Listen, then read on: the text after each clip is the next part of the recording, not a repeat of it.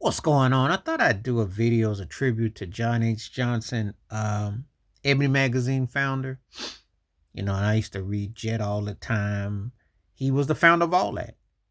And his wife did cosmetics. His daughter ended up obtaining the company and it got sold. But Ebony magazine was one of those magazines for black buppies and middle class and upper. It had upward mobility. It was like the magazine. It represented a time, and I remember I had his book. It was Secrets of Success. I bought his book in '92, and as a matter of fact, him and Michael Jackson were very close. As a matter of fact, he was talking to Michael Jackson about publishing. Because John H. Johnson, to be a publisher for a black man, to be a major magazine holder in a very segregated time, just starting out in Chicago, and to do it when he did it was quite groundbreaking for what he did. He doesn't get his due near enough. There were other magazines that catered to black folks. Obviously, growing up, if you grew up on Right On magazine, remember Cynthia Horner was there, and Black Beat with Stephen Ivory and all that, and those magazines and Soul newspaper, and then you had Fresh and Black Beat, and then later Vibe came along and Emerge.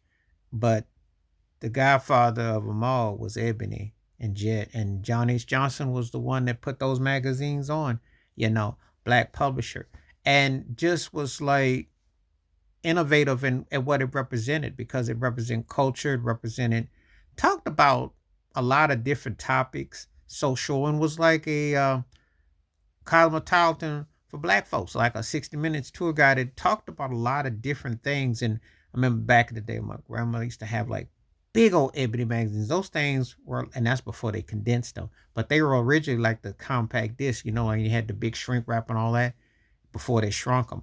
But they were like incredible, and I always used to buy the ones. I remember the ones when the Jacksons were on there all the time. They were always got some real cool pictures and some cool stories.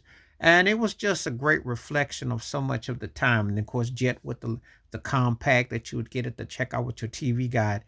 But John H. Johnson was a very strong, integral part of growing up. And his magazines, Essence Magazine too.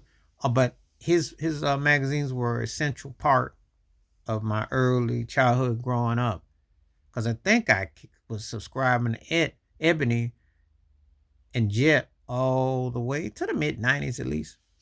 Eventually to everything kind of like got condensed, but it was kind of like bringing a family member along. You don't even really think about it like that, but that's what it felt like because it was the only game in town. I mean, all due respect to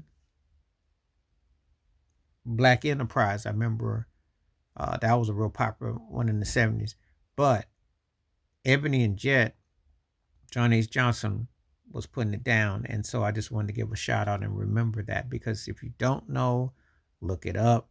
But what Ebony and Jet meant, and the founder of it was a black man, and what he meant and his impact and the stories he told in his book about how he accomplished what he did and reached incredible heights. So thought I'd give a shout out to John H. Johnson.